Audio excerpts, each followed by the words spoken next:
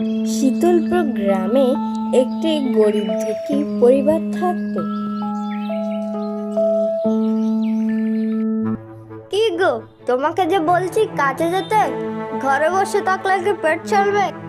তাহলে তুমিই বলে দাও না, কি করব আমি? আমি তো আর সাথে ঘরে বসে থাকছি না। যাও, জঙ্গলে গিয়ে কাঠ কেটে নিয়ে আসো, বাজারে বিক্রি করে দিয়ে আসো। আচ্ছা, যাচ্ছি, আমি যাচ্ছি। এই বলে সেই মনের দুঃখে জঙ্গলে কাঠ কাটতে চলল।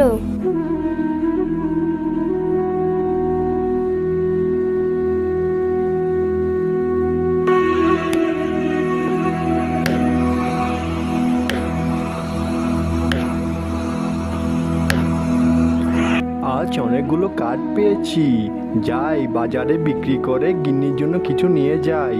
গিন্নি আমার খুব খুশি হবে।